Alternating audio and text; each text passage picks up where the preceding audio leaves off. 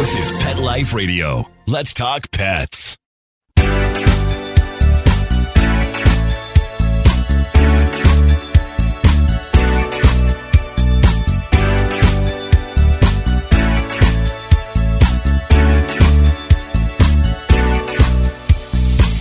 Hello, you're listening to Animal Party on Pet Life Radio, and that means you're listening to me, Deb Wolfe. I'm the host of the show and have been for a very long time, actually.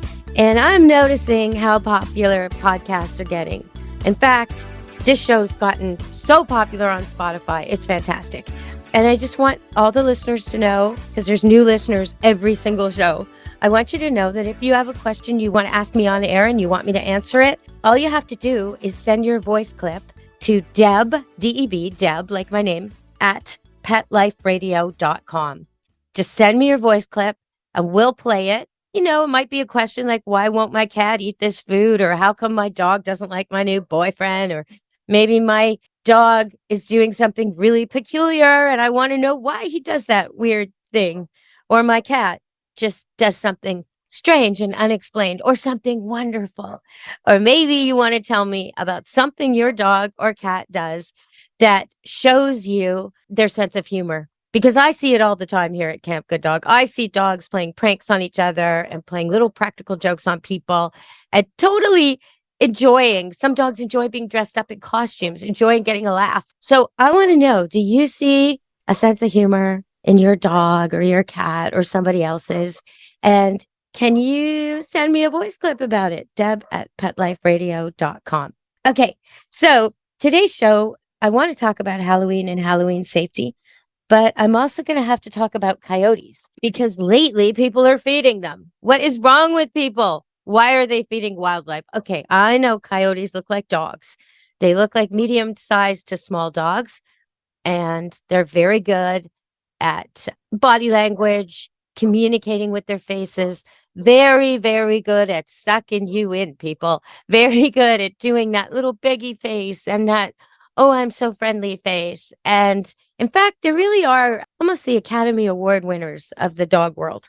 They will pretend to be limping. They will pretend to be in heat. They'll pretend to be all kinds of things to trick your dog and then ambush him. So please keep in mind that coyotes are very wild. They're the original wild canine. They've been here longer than any other, and they've adapted marvelously over the years. They've encroached on so much of human habitat. Well, we've encroached on them, and they've thrived, on our golf courses and our beaches and our railway tracks. These are all their highways. They have used what we've built to access the world, and they live everywhere humans live in North America. They're everywhere. If you don't see them, you're just not looking.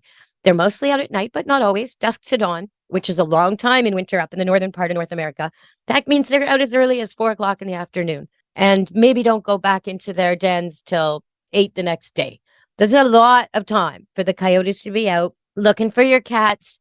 And because people have been feeding them, they're staying out for lunchtime, staying out for dinner time, going behind factories, going behind places where they know they'll get fed. So, Prince George, it's your turn to suffer from this action. You have got people feeding coyotes in Prince George, and now you've got coyotes biting people. So please, everybody, don't feed the coyotes. Clean up your garbage, clean up your mess. Don't leave it behind. And no matter how cute they are, even if they seem to be doing dog tricks for you, do not toss them the end of your sandwich. Don't do it, or you'll be producing a problem that, honestly, I mean, there's been children bit. There's been grown adults taken to the hospital with multiple wounds. You do not want to get that Instagram close up with a coyote, because the next Instagram is going to be at the ER with your stitches. So please do not mistake these for tame animals. Okay, I'm going to go to break and come back and give you some Halloween information, but also got to talk about a couple huskies. Huskies on the loose, huskies on the run. I've heard of that before. Okay, stay tuned to Animal Party Pet Life Radio. We'll be back after commercial break.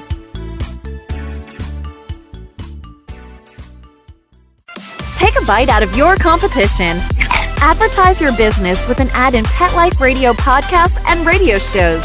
There is no other pet-related media that is as large and reaches more pet parents and pet lovers than Pet Life Radio. With over 7 million monthly listeners, Pet Life Radio podcasts are available on all major podcast platforms. And our live radio stream goes out to over 250 million subscribers on iHeartRadio, Odyssey, TuneIn, and other streaming apps. For more information on how you can advertise on the #1 pet podcast and radio network, visit PetLifeRadio.com/advertise today. Let's Talk Pets on PetLifeRadio.com.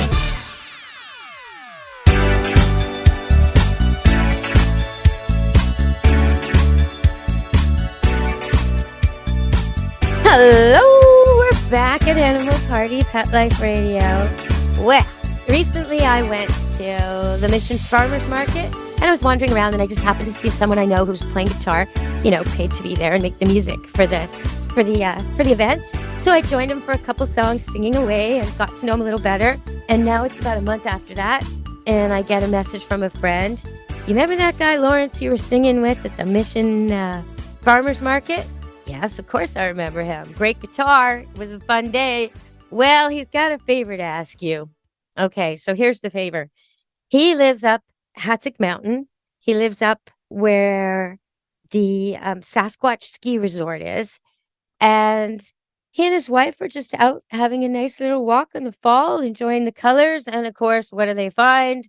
2 huskies on the loose, having a good old time on a runabout, enjoying themselves on the mountain. So if you've lost 2 huskies, and they're very cute, they have interesting little ear tip colors, one brown, one black, very cute huskies.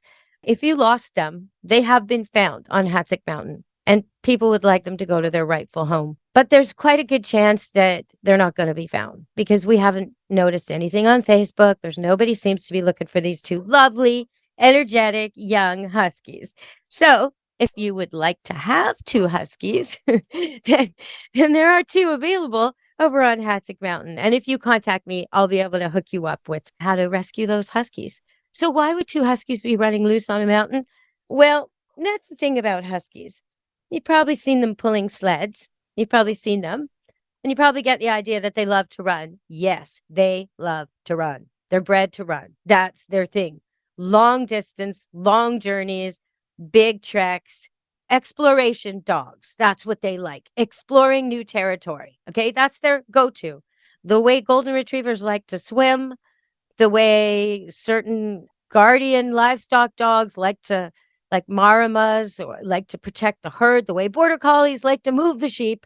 These dogs like to run and roam and have adventures. Have a husky. You must train it to come when called, and you must train it to heel. Those are 2 things, and those will be the hardest 2 things you do. Everything else will be easy. Sit, paw, kindness with kids, all that will come easy for your husky. But not pulling on a leash and coming when called are going to be your difficult exercises. So you want to start that really soon.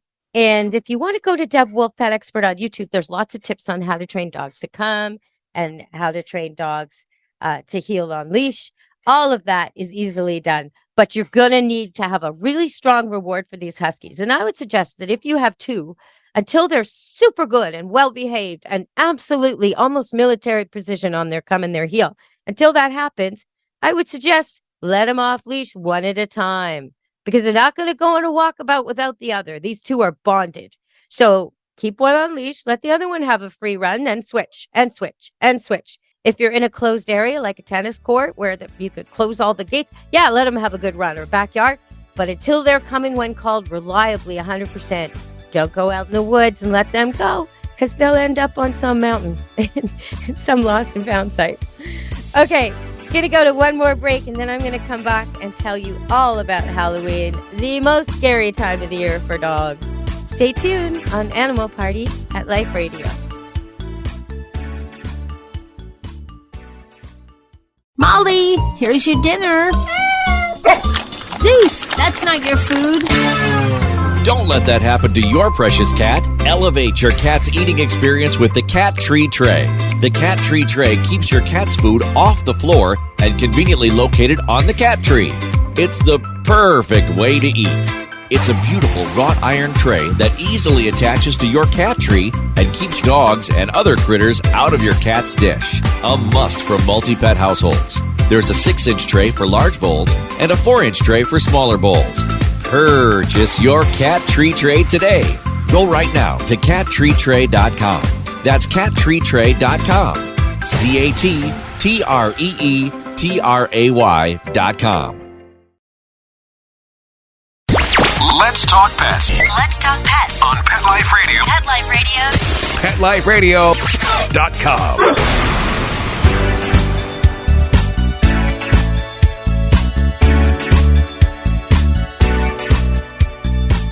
Hello, we're back on Animal Party Pet Life Radio, and I do want to tell you about Halloween, the scariest time of year for dogs and cats. So first of all, firecrackers, fireworks, bang, bang, bang, bang, bang. Sounds like a thunderstorm, sounds like a military attack, sounds like trouble to your dog or cat. What do they usually do when they hear trouble? They run and hide. That's the worst thing on Halloween, running and hiding through traffic, through scary noises and unpredictable situations. You don't want that. So, okay, leashes. All dogs should be on leash. If you're opening the door and closing it again and your dog is greeting the people because he loves people, that's fine. Have a leash on him. Tie it to the banister. So if a firecracker goes off right when you open the door and he gets spooked, he's still tied to your banister. He's not 3 doors away or 10 miles away if he gets scared enough and the fires keep going and going and going. And every time he hears a bang, he runs a little more until he's absolutely exhausted and spent somewhere in the bushes. Now you've got your dog tied up so he won't escape. Or you can have a designated leash holder, but it should be an adult. So if you're minding the door and handing out candy and maybe you've got grandma sitting in a chair, she can have the dog leash. It doesn't have to be tied to a banister. But even though your dog might be friendly and might love Halloween, there's a really good chance something loud and scary might happen. A screaming, hanging toy that freaks him out or something. So definitely stop that. We don't want, and it happens every year. Almost every year, there's a dog or two here at Camp Good Dog waiting for us at the gate in the morning, the next morning. They're just neighbors' dogs. They just live somewhere in the area, but they get so freaked out. They run and they run and they run. Then they get lost. Then they follow their nose. They smell dogs and they find our place.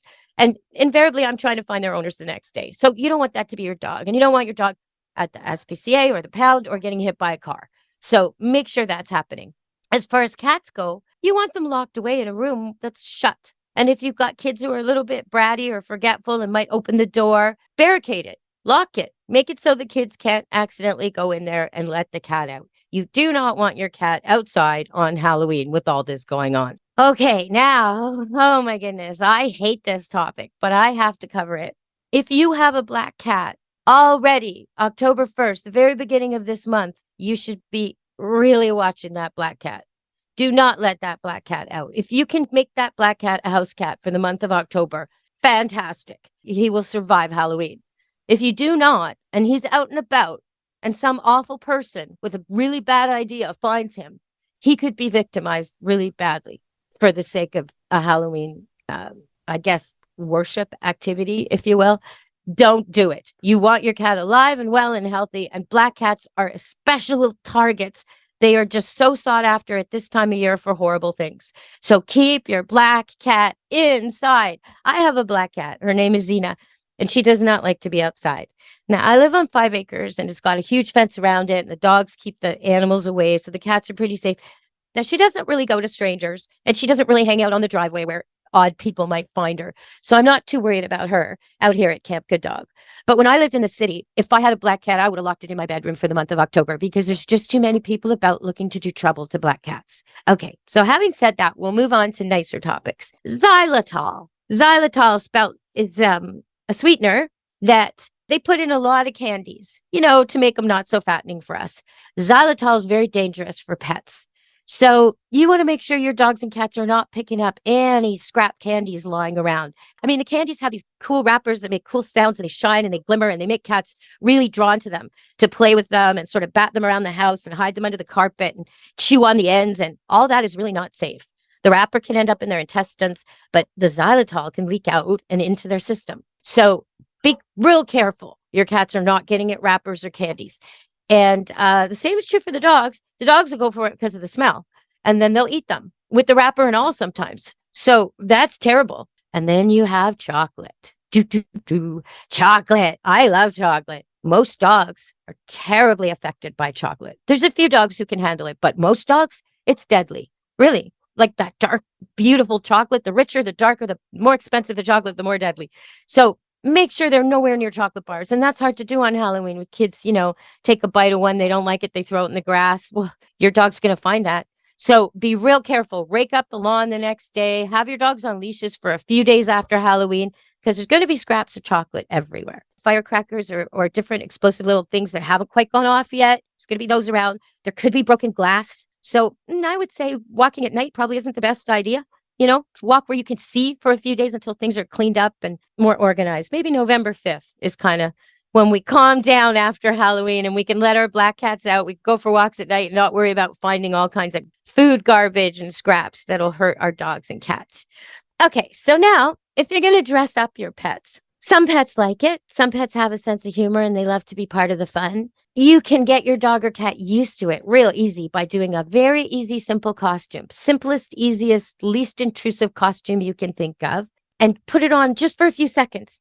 Take the picture and take it off. Give the cat a little bit of a reward, one of those temptation treats, or give the dog a bit of beef jerky and tell him how great he is and just end right there. 10 minutes later, do it again. 15 minutes later, do it again. Make it short and fast and fun.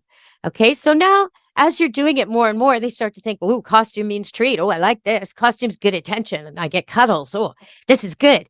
And you can start to leave it on a little longer. And you might even scale up. So instead of it just being a bandana, it might be a hat and a bandana or a cape.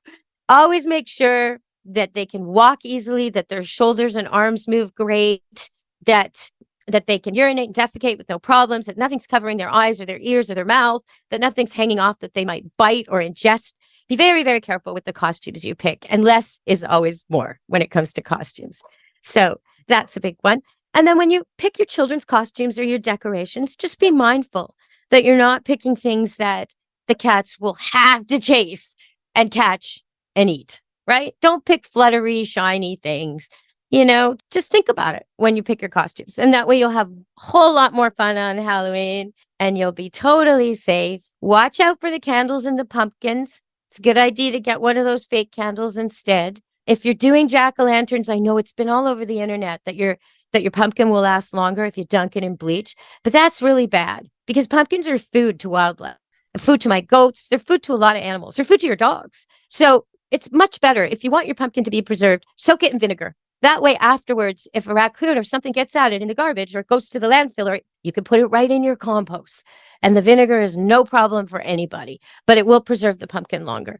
Okay, I think I covered everything to do with Halloween. I hope so. If you have a Halloween question or any other question for me, or a suggestion, or a guest request, or an example of your dog or cat showing sense of humor, please definitely send me your voice clip. Deb@PetLifeRadio.com, and we'll play it on the air. So lately, I've been taking lots of YouTube videos of the brand new puppies.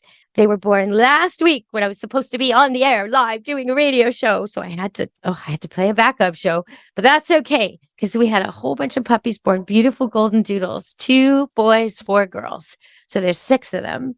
And as you probably remember, I had 8 golden doodles born months ago, and most of them have been adopted. I have 3 left available for adoption, and I'm taken lots of videos of them. Recently, I threw them a bunch of new toys and just filmed their reaction. And that got so many hits on YouTube. It was crazy. So if you want to see golden doodles playing with new toys or nursing from their mom or any of the things we film at Camp Good Dog, which is dogs having fun and cats doing crazy things, check it out at Deb Wolfe-Pet Expert on YouTube. And we're also on Facebook at Camp Good Dog. We post pictures and videos of all the campers at Camp Good Dog, so you can check us out there too. All right, everybody. From me, Deb Wolfe, I hope you have a very safe and happy Halloween. And if you're interested in those 2 Huskies, let me know because they're looking for a home and they are adorable. I mean, just what a Husky should be. Bright and, prickly ears and their eyes are so alert and they're standing there looking like they're just ready to party. They're ready to have a good time, these 2. They really are long-legged and beautiful dogs. Beautiful, beautiful dogs. So if you think you might have room in your life for 2 Huskies, adorable, fit, lovely Huskies, good-natured, because the people who've taken them in are saying they're just lovely. They don't have any behavioral issues. They're enjoying them immensely. So if you want a fully trained husky who needs come recall, definitely a little bit of training and you'll have some perfect dogs. Let me know. All right, everybody, for me, Deb Wolfe, and Pet Life Radio and Animal Party, our wonderful show here, be good to your animals. Let's Talk Pets, every week on demand, only on PetLifeRadio.com.